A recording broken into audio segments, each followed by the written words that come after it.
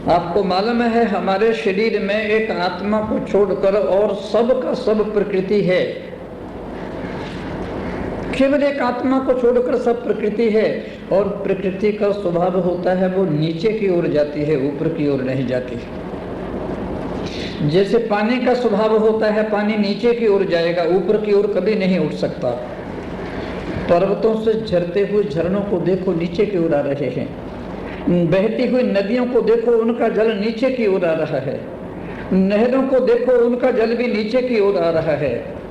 यहाँ पानी का गिलास और लोटा गिरा के देखो, पानी नीचे की ओर जाएगा। और अग्नि का स्वभाव है ऊपर की ओर जाती है, वो नीचे की ओर कभी जाती ही नहीं है। आप मोमबत्ती को जलाकर उल्टी कर दीजिए, लेकिन फिर भी उसकी लपट ऊपर की ओर आएगी। आपको मालूम है ये क्यों होता है? इसीलिए हमारे मंदिरों में, मस्जिदों में, चर्चों में, गुरुद्वारों में, कहीं पर भी हमारे यहाँ अग्नि जलाई जाती है किसी न किसी रूप में। जब हम अपनी प्रार्थना करने बैठते हैं, पूजा करने बैठते हैं जिस मंदिर में, मैं आपको आज एक बात कह रहा हूँ, कुछ भी हो आप वहाँ पर दीपक अवश्य जलाइए। जब मंदिर में दीपक जलता है और धीरे धीरे सुगंधी फैलती है और वहाँ का वातावरण पवित्र होता है और हम ध्यान में बैठते हैं, तो दीपक की जो ज्योति होती है, जो लय होती है, वो हमें प्रतिपल प्रति क्षण ये स्मरण दिलाती है कि तुम्हें ऊपर की ओर उठना है, नीचे की ओर नहीं जाना। अग्नि में एक सात्विकता होती है, अग्नि में एक प्रकाश होता है, अग्नि में एक रोशनी होती है। अग्नि हमारे को हमेशा ये बताती है कि पवित्रता से रहो। अग्नि पवित्र होती है। अग्नि में कोई भी चीज डाल दीजिए वो उसी को पवित्र कर देती है, स्वच्छ कर देती है, निर्मल कर देती है। अग्नि का स्वभाव होता है ऊपर की ओर जाना और पानी का स्वभाव होता है नीचे की ओर जाना। हमारे भीतर जो आत्मा है उसका स्वभाव है ऊपर की ओर जाना, और जो भी हमारे भीतर है वो सारा का सारा हमें नीचे की ओर ले जा रहा है। हमारा शरीर भी प्रकृति है, हमारी इंद्रियां भी प्रकृति हैं, हमारा मन भी प्रकृति है, हमारी बुद्धि भी प्रकृति है, हमारे प्राण भी प्रकृति है। ये सब कुछ प्रकृति ही प्रकृति है। ये हमको 24 घंटे नीचे की ओर ही ले जाते हैं। ये जो रोज रोज हम लोग शिकायत करते हैं ना, जो कहते रहते हैं कि पूजा में मन नहीं लगता है, प्रार्थना में मन नहीं लगता है, ध्यान में मन नहीं लगता है, समाधि में मन नहीं लगता है, सत्संग में मन नहीं लगता, यही कारण है हमारे भीतर जो प्रकृति है वो हमें नीचे की ओर ले जा रही है। ये हमारा शरीर कभी भी हमें ऊपर नहीं आने देगा, ये हमारी इंद्रियां कभी भी हमें परमात्मा की ओर नहीं ले जानेगी, और ये हमारा मन कभी भी परमात्मा की ओर, ईश्वर की ओर हमें नहीं जाने देगा। ये हमारी बुद्धि भी कभी भी परमात्मा की ओर, ईश्वर की ओर नहीं झुकेगी। ये जब भी झुकेगी बुराई की ओर ही झुकेगी। इसलिए हमारे शरीर में जो प्रकृति है वो नीचे की ओर हमें ले जाती है। आपको मालूम है फूल को लगाना पड़ता है, घास फूस लगाने की जरूरत पड़ी है क्या कभी किसी को? घास फूस अपने आप ही उगता है। फूल लगाने के लिए जमीन को साफ करना पड़ता है, पहले उसमें से कंकड़ उठाने पड़ते हैं, पत्थर हटाने पड़ते हैं, घास फूस निकालना पड़ता है, फिर पानी देकर वहाँ की जमीन को मुलायम करना पड़ता है रेशम की तरह, फिर उसमें बीज डालना पड़ता है, उसके बाद वहाँ खाद देनी पड़ती है, पानी का प्रबंध करना पड़ता है, रोशनी का प्रबंध करना पड़ता है, फिर कहीं बड़े यत्न से, बड़े प्रयत्न से, बड़ी कोशिश से फूल उगते हैं, और फिर भी वे फूल वैसे नहीं उगते जैसे हम चाहते हैं, वैसे नहीं उगते, लेकिन घास फूस अपने आप ही उगता है। उसको उखाड़ते उखाड़ते हमारे नाक में दम आ जाता है। ये जो हमारी जिंदगी में विकार हैं, हमारी जिंदगी में वासनाएं हैं, हमारी वृत्तियां हैं, इनको लाने की जरूरत नहीं है, ये तो अपने आप ही आएंगी। इन्हें तो उखाड़ते उखाड़ते, दूर करते करते हमारी नाक में दम आ जाता है। लेकिन जब आपकी जिंदगी में कोई फूल खिलाना होता है तब आपको उसके लिए यत्न करना पड़ेगा, प्रयत्न करना पड़ेगा। जब आप ध्यान में बैठेंगे, समाधि में बैठेंगे, तृप्ति में बैठेंगे, जब आपके जीवन में कभी दैवी संपत्ति के आने की कोशिश होगी, उसके लिए आपको यत्न करना पड़ेगा, प्रयत्न करना पड़ेगा। आपने देखा नहीं, यदि बिल्डिंग पर चढ़ना हो तो हमको हमारे हाथ में स्टिक होनी चाहिए, छड़ी होनी चाहिए, और प्रकाश भी होना चाहिए, रोशनी भी होनी चाहिए। बिल्डिंग पर चढ़ने के लिए लिफ्ट होनी चाहिए, सीढ़ियाँ होनी चाहिए, और किसी के कंधे का सहारा होना चाहिए। इतने प्रबंध होने पर भी जब हम बिल्डिंग पर चढ़ते हैं फिर भी हमारा दम फूलता है। पर यदि नीचे गिरना हो तो नीचे गिरने के लिए कभी कोई कहता है कि बिजली जला दो, हमारे हाथ में स्टिक दे दो, किसी का सहारा दे दो। नीचे गिरने के लिए जरा सा सिर को नीचे करने की जरूरत है और कुछ भी नहीं है। देखो, आसुरी संपदा के लिए आपको कुछ करने की जरूरत नहीं है। 24 घंटे आसुरी संपदा आपके चारों ओर मंडरा रही है। जहां भी देखोगे वहीं आपको काम मिल जाएगा, वहीं आपको क्रोध मिल जाएगा, वहीं लोभ मिल जाएगा, वहीं मोह मिल जाएगा, वहीं अहंकार मिल जाएगा, वहीं आपको राग द्वेष मिल जाएंगे। आपने देखा नहीं है, यदि कोई स्त्री किसी सुंदर पुरुष को देख ले और कोई पुरुष यदि सुंदर स्त्री को देख ले तो उसकी छवि और उसका सौंदर्य उसकी आंखों में फोटो की तरह खिंच जाता है। जरा सा देखता मात्र है बस। रात्रि को स्वप्न में भी उसके स्वप्न आते रहते हैं, वो कभी जिंदगी में भूल ही नहीं पाती। आपको अच्छी तरह से मालूम पड़ता है कि ऐसे उसके वस्त्र हैं, ऐसे उसके चप्पल हैं, ऐसा उसका चश्मा है, ऐसा उसका रूप है, ऐसा उसका रंग है, ऐसा आकार है। जरा सा देखने पर हमारी आंखों में और हृदय पर एक चित्र खिंच जाता है और बुलाने पर भी नहीं भूलता है। और परमात्मा की छवि आप रोज देखते हैं। आपके घर में जो ठाकुर हैं उसके लिए आप चंदन घिसते हैं, माला बनाते हैं, आरती करते हैं, धूप जलाते हैं, तो परमात्मा की छवि हमारी आंखों में कभी आती ही नहीं है, यत्न करने पर भी। आसुरीय संपदा स्वयं आपके आंखों के सामने घूमती रहेगी। बहुत से लोगों को मैंने मंदिर में जाते हुए देखा है, वो भगवान के मंदिर की मूर्ति के सामने खड़े रहते हैं और भगवान को निहारते रहते हैं और देखते रहते हैं। और जब मंदिर से थोड़ा सा बगल में आए, उनसे पूछो कि आप भगवान के वस्त्र कैसे थे, भगवान का रूप रंग कैसा था, श्रृंगार कैसा था, तो वो बता नहीं सकते। इतनी देर खड़े होकर भी भगवान को देखने पर भी भगवान की छवि का पता नहीं है, भगवान के वस्त्रों का पता नहीं है, भगवान के श्रृंगार का पता नहीं है। देखो, ये आसुरी संपत्ति है। स्वाभाविक ही मनुष्य का मन आसुरी संपत्ति की ओर जाता है। श्री कृष्ण अर्जुन को कह रहे हैं कि अर्जुन, तुम घबराओ मत, तुम अपने मन में हीनता की भावना मत लाओ। माँ स्वचः संपदाम देवीम अभिजातोसि भारत। अरे तुम देवी संपत्ति संपन्न हो, तुम्हारे में नख से लेकर चोटी तक देवी संपत्ति ही भरी पई है। देखो, देवी संपत्ति का पहला लक्षण है अभय। अभय का मतलब होता है, आप इसे अच्छी तरह से समझ लीजिए, ना तो किसी से डरो और ना किसी को डराओ। भय का अर्थ, अभय का अर्थ होता है ना तो किसी को भय दो और ना किसी से भय लो। देखना, सावधान रहना, सतर्क रहना, होश में रहना। अपने हृदय में कभी भी भय को स्थान मत दे देना। यदि हमारे हृदय के किसी भी कोने में भय बैठ गया तो हमारे जीवन को नरक बना करके रख देगा। ये हमारा जीवन मिट्टी हो जाएगा, राख हो जाएगा। हमारे जीवन का जो माधुर्य है, जो मिठास है, जो रस है, वो चला जाएगा। देवी संपदा का पहला लक्षण है अभय। डरना मत और डराना भी मत। कभी भी भय अपने हृदय में पैदा मत होने देना, कैसा भी क्यों भय ना हो। यदि आपके मन में किसी तरह का भय बैठ गया है, भगवान के चरणों में नमन करो, भगवान के चरणों में प्रणाम करो, भगवान के चरणों में झुको और परमात्मा से प्रार्थना करो कि परमात्मा हमारे हृदय से इस भय को निकाल दे।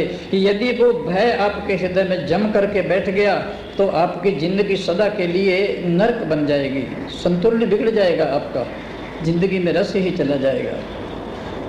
आपको मालूम है, भय से मनुष्य की भूख चली जाती है, प्यास चली जाती है, नींद चली जाती है।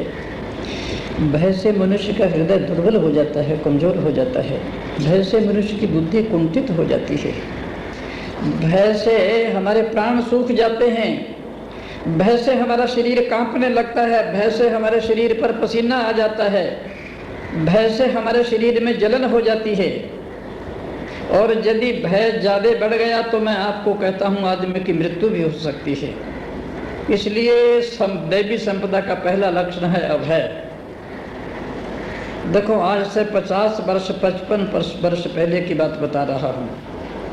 मैं उन दिनों में वाराणसी में पढ़ रहा था, काशी में पढ़ रहा था, मैं पंजाब में गया था। तो पंजाब में 2-4 गांव थे, उन गांवों के बीच में कोई 200-150 महात्मा चतुर्मास करने के लिए ठहरा हुआ था। बड़े दिव्य महात्मा थे महाराज। मैं उनके दर्शन करने के लिए गया। महात्माओं ने मुझे बड़ा प्रेम दिया, बड़ा स्नेह दिया, बड़ा आशीर्वाद दिया, और बहुत से महात्मा मेरे परिचित भी थे। सभी महात्मा तो जमीन पर सोते थे, लेकिन मेरे लिए उन्होंने चौकी का इंतजाम किया, चौकी का प्रबंध किया और एक तकिए का इंतजाम भी किया। एक रात में सोया पड़ा था, लगभग 12 बजे के बाद मेरी नींद खुली। मैंने देखा सारे के सारे महात्मा इकट्ठे हो रहे हैं, लालटेन जल रही है, मोमबत्तियां जल रही हैं और लोग बड़ी घबराहट में हैं। तो मैं उनके पास गया, तो मैंने जाकर के पूछा क्या बात है। तो उन लोगों ने कहा कि जो सबसे बड़े महात्मा हैं, बुजुर्ग महात्मा हैं, उनको सांप ने काट लिया, वो पेशाब करने के लिए गए थे। अब गांव में जैसा प्रबंध होता है, वहाँ से वैद्य भी आ गया था, हकीम भी आ गया था, एक छोटा मोटा डॉक्टर भी आ गया था और झाड़ फूंक करने वाले भी लोग आ गए थे।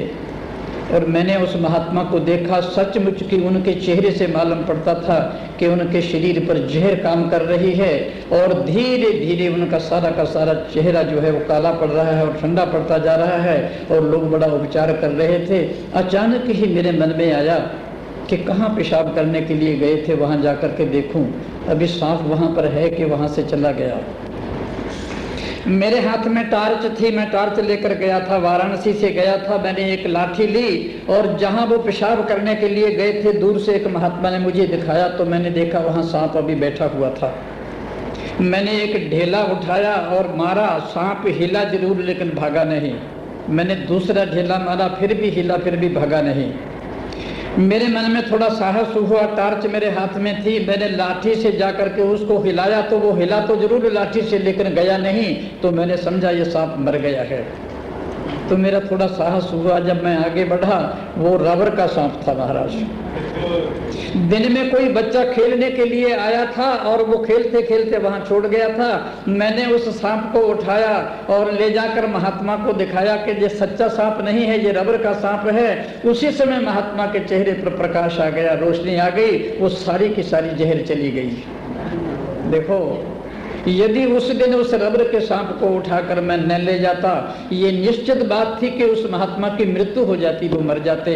ये भय जो है, ये झूठा हो चाहे सच्चा हो, ये आदमी की जिंदगी को बर्बाद कर देता है।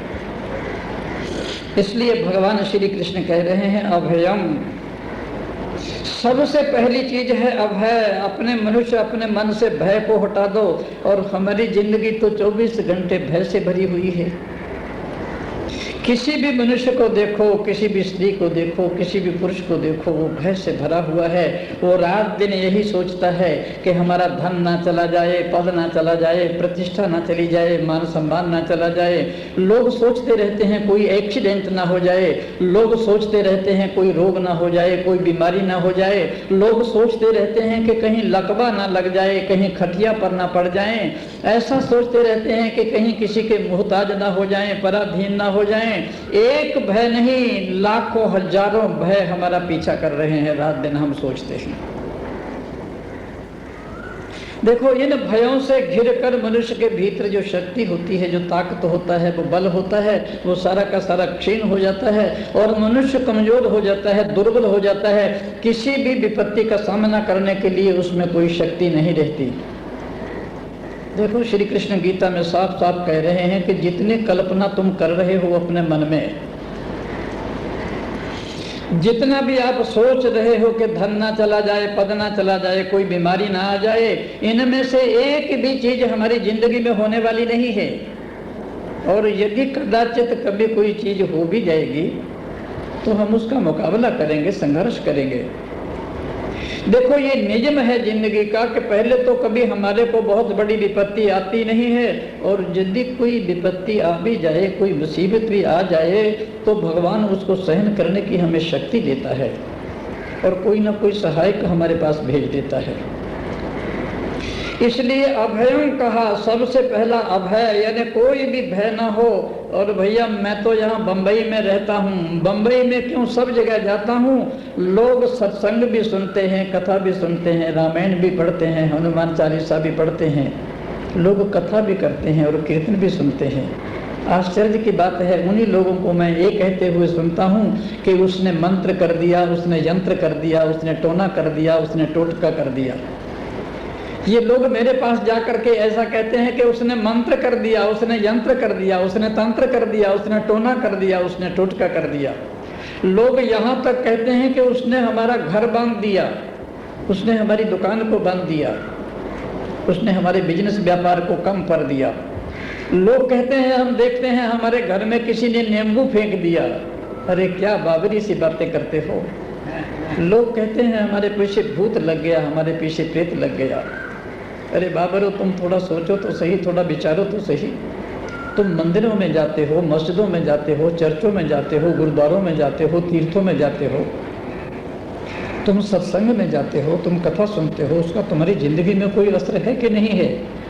एक और तो तुम हनुमान चालीसा पढ़ते हो, कहते हो भूत पिशाच निकट नहीं आवे, महावीर जो नाम दे आवे, और दूसरी ओर तुम भूत से डर रहे हो, प्रेत से डर रहे हो, पिशाच से डर रहे हो। दूसरी ओर तुम मंत्र से डर रहे हो, यंत्र से डर रहे हो, तंत्र से डर रहे हो। जब तुम रामायण पढ़ते हो, हनुमान चालीसा पढ़ते हो, श्रीमद् भगवद गीता का पाठ करते हो, उपनिषदें पढ़ते हो, अरे जब तुम भगवान की आरती करते हो, प्रार्थना करते हो, तो भी इन सब चीजों से डरने की जरूरत ही क्या है? अभयम, ये दैवी संपदा का पहला लक्षण अभय है महाराज। यदि हम आपके हृदय में किसी भी प्रकार का कोई भय बैठ गया है, कोई डर बैठ गया है, तो आप किसी संत के चरण में जाओ, उसकी शरण में जाओ। आप किसी महात्मा के चरणों में बैठो, जो सही माने में सच्चे महात्मा हैं। उनसे जाकर के पूछो कि महाराज मुझे मंत्र का डर है, मुझे तंत्र का डर है, मुझे भय का डर है।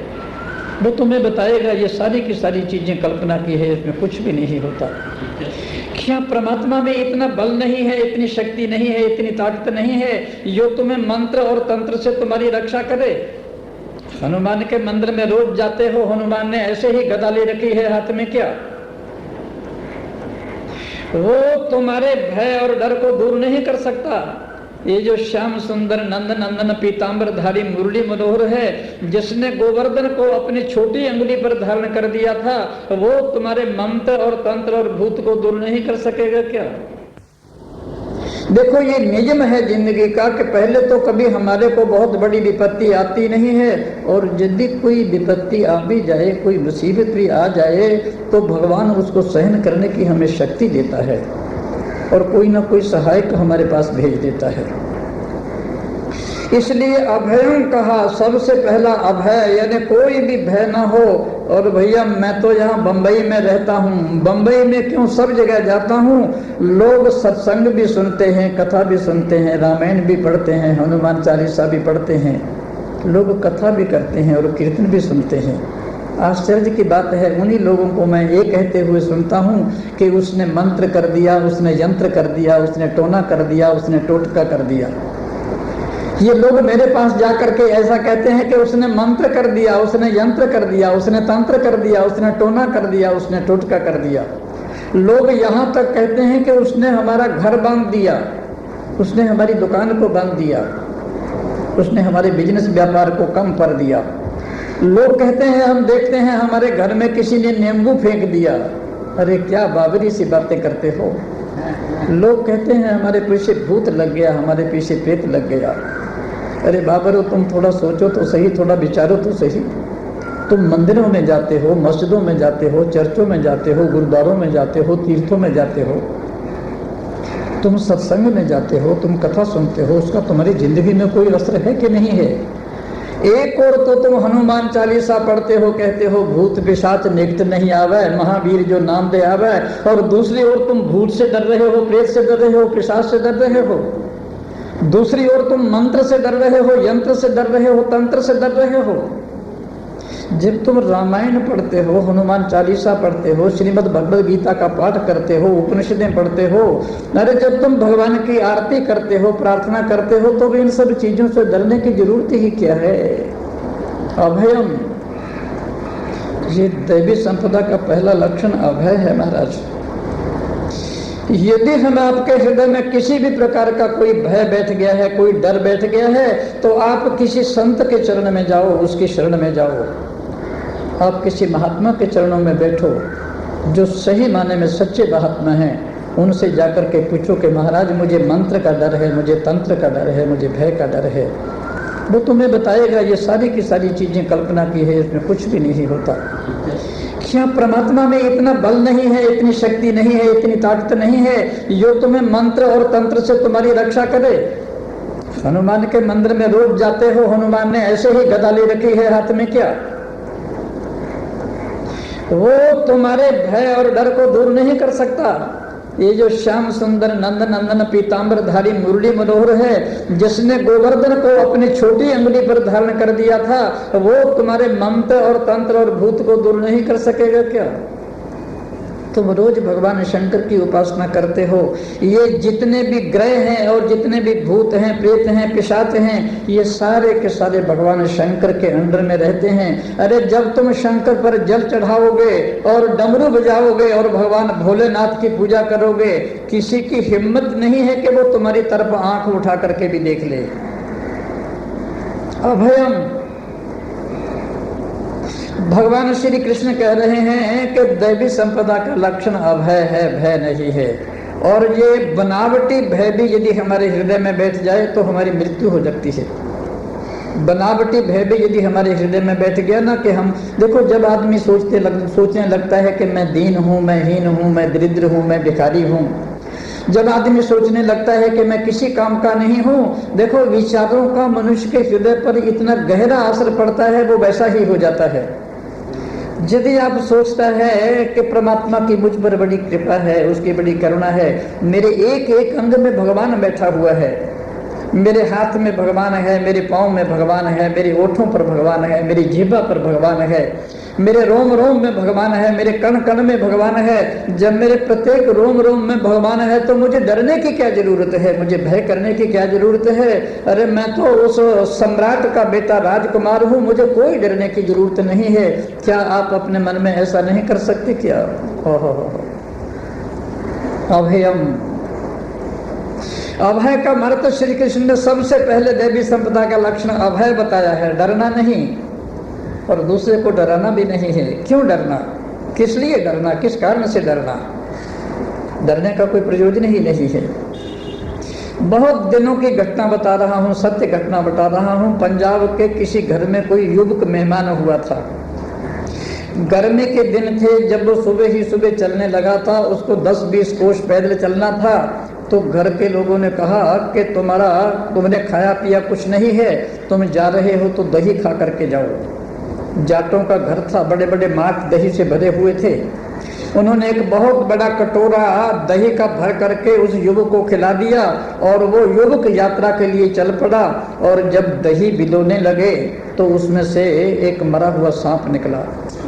रात्रि को कहीं ढकना भूल गए थे और सांप कहीं उसमें गिर गया, गर्म दूध था और उसमें वो मर गया था। तो घर के लोगों को बड़ा दुख हुआ। उन्होंने कहा बाप रे बाप, इसी मात में से दही का कटोरा भर करके उस युवक को खिलाया है और निश्चित ही उसकी मृत्यु हो जाएगी। उन लोगों ने उस दही को तो गड्ढा खोद करके उसमें डाल दिया। अब वो प्रतीक्षा करने लगे कि वहां से क्या समाचार आता है, लेकिन बोले कुछ भी नहीं। 1 दिन गया, 2 दिन गया, 10 दिन गया, महीना बीत गया, कोई भी अशुभ समाचार वहां से नहीं आया। 6 महीने के बाद वही युवक फिर मेहमान हुआ उनके घर में। घर वालों ने वही घटना जब युवक को सुनाई तो 3 घंटे के अंदर वो युवक मर गया। क्या वो सांप की जहर से मरा? नहीं, मनुष्य कल्पित भय से मर जाता है। ये जितने भी इस समय डिप्रेशन हो रहे हैं, बीमारियां हो रही हैं ना, जो लोगों को रात को नींद नहीं आती है, दिन में चैन नहीं पड़ती है, जिसे आप डिप्रेशन कह रहे हैं और जिसे आप ये कह रहे हैं कि वो आदमी किसी भी दवाई से ठीक नहीं हो रहा, मैं गारंटी से कहता हूँ ये डिप्रेशन भय की बीमारी है। कोई ना कोई भय आपके हृदय के किसी न किसी कोने में बैठ गया है। उस भय को निकाल दीजिए, उस डर को निकाल दीजिए। जब आप परमात्मा की भक्ति करते हैं, परमात्मा के चरणों में झुकते हैं और नमनकार करते हैं, आप परमात्मा से प्रार्थना कीजिए, ईश्वर से प्रार्थना कीजिए प्रातः काल उठ करके, और परमात्मा मेरे हृदय में भय क्यों? जहाँ परमात्मा रहेगा वहाँ भय नहीं रहेगा। और ये बात भी याद रखना, आपने भूलना मत इस बात को, जहाँ भय होता है वहाँ प्रेम नहीं होता। और जहाँ प्रेम होता है वहाँ भय नहीं होता। ये हो ही नहीं सकता कि आपके जिंदगी में भय हो और वहाँ प्रेम हो, वो जबरदस्ती का प्रेम होता है। और जहाँ प्रेम होता है वहाँ भय नहीं होता, ये दोनों एक साथ नहीं रहते हैं। देखो गीता 3 ने सुनी है, एक तो अर्जुन ने सुनी है, दूसरे संजय ने सुनी है, तीसरे धृतराष्ट्र ने सुनी है। अर्जुन ने सीधे भगवान श्री कृष्ण के मुख से गीता सुनी है और संजय को भगवान की कृपा से और महर्षि वेद व्यास की दया से दिव्य दृष्टि मिली थी। वो युद्ध स्थल से बहुत दूर हस्तिनापुर में बैठा हुआ था। युद्ध के जितने भी समाचार थे सारे के सारे उसे अपनी आंखों से दिखाई देते थे। भगवान श्री कृष्ण ने अर्जुन को वो जो विराट रूप दिखाया था, वो विराट रूप वैसे का वैसा संजय ने वहां बैठे हुए देखा था। संजय ने कहा था, राजन संस्मृत रूप मित्यत्व तुम्हारे। भगवान के विराट रूप को देख करके जैसा असुर अर्जुन के ऊपर पड़ा था, ठीक वैसा ही अर्जुन संजय जैसा ही असुर संजय के ऊपर पड़ा था। एक तो भगवान श्री कृष्ण के मुख से सीधे अर्जुन ने सुनी और दूसरे संजय ने गीता सुनी और तीसरे संजय के मुख से धृतराष्ट्र ने गीता सुनी। अब आप लोगों को बता रहा हूं संजय के ऊपर गीता का क्या असर पड़ा और अर्जुन के ऊपर गीता का क्या असर पड़ा और धृतराष्ट्र के ऊपर गीता का क्या असर पड़ा, इसको देखो। संजय ने जब पूरी की पूरी गीता सुनी तो संजय गीता सुनने के बाद कहता है, यत्र योगेश्वर कृष्णो यत्र पार्थो धनुर्धरः तत्र शीर विजयोर्भूति ध्रुवा नीतिर्मतिर्मम। संजय इतना निर्भय हो गया, भय नाम की चीज संजय के जीवन में रही ही नहीं है। आप लोगों को बता रहा हूं, ये संजय धृतराष्ट्र का मंत्री है, साधारण मंत्री। यह संजय धृतराष्ट्र का सारथी है, घोड़े हाँकने वाला। कहाँ धृतराष्ट्र इतना बड़ा राजा, इतना बड़ा महाराजा और इतना बड़ा सम्राट, और कहाँ संजय। संजय इतना निर्भय हो गया, इतना निर्भीक हो गया गीता सुनने के बाद। वो सीधे सम्राट से धृतराष्ट्र से कहता है, धृतराष्ट्र जीत तुम्हारी नहीं होगी, जीत पांडवों की होगी। इतनी हिम्मत आ गई संजय में कहने की। संजय धृतराष्ट्र के सामने बोल नहीं सकता था, लेकिन गीता का संजय के ऊपर इतना गहरा असर पड़ा। संजय कह रहा है, यत्र योगेश्वर कृष्णो यत्र पार्थो धनुर्धरः। संजय जहाँ श्री कृष्ण रहेंगे और जहाँ धनुर्धर अर्जुन रहेगा, वहाँ 4 चीजें रहेंगी। वहाँ श्री रहेगी, वहाँ विजय रहेगी, वहाँ भूति रहेगी, वहाँ ध्रुवा नीति रहेगी। श्री का अर्थ होता है सौंदर्य, श्री का अर्थ होता है संपत्ति, श्री का अर्थ होता है शांति।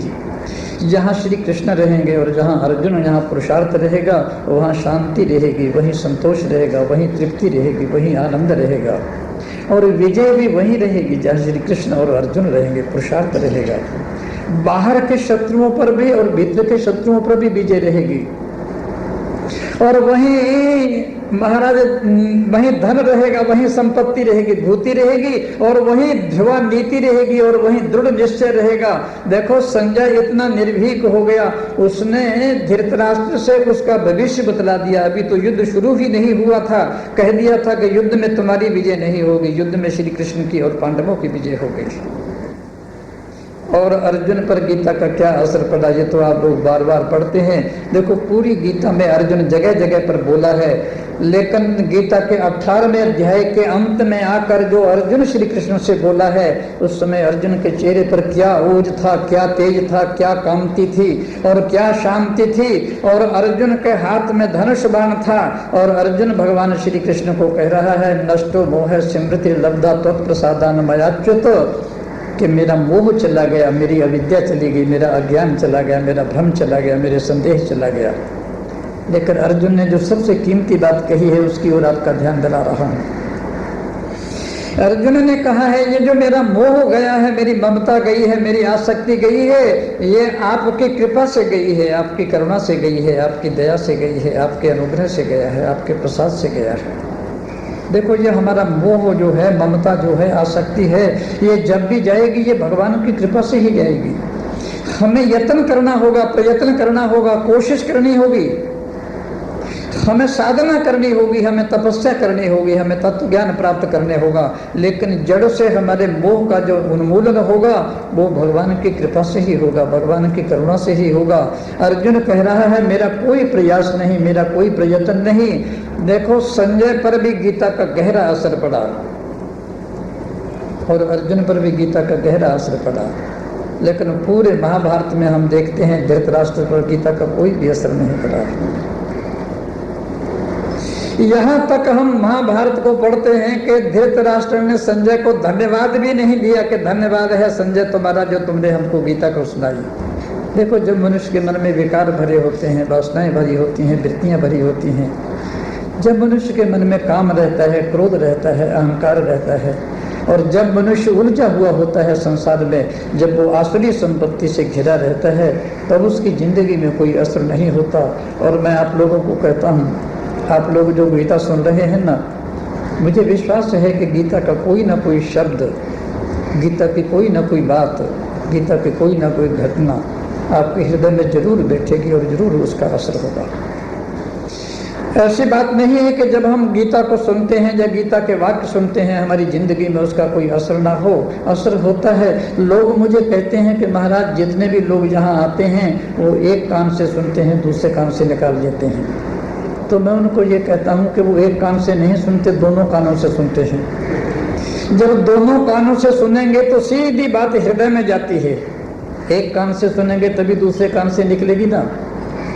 जब दोनों कानों से सुनेंगे तो बात हमारे हृदय में चली जाती है। मैं परमात्मा से प्रार्थना करता हूँ, घुटने टेक कर मस्तक झुका कर ये मैं परमात्मा से प्रार्थना करता हूँ कि आप लोग जो सत्संग में आते हैं और जो सत्संग में आए हैं और इधर 15 दिन में आपने जो गीता के वचन सुने हैं, वाक्य सुने हैं, वो आपके हृदय में उसी तरह बैठ जाएं, उसी तरह आपके हृदय में समा जाएं और भगवान श्याम सुंदर की भक्ति और प्रीति आपके हृदय में रहे।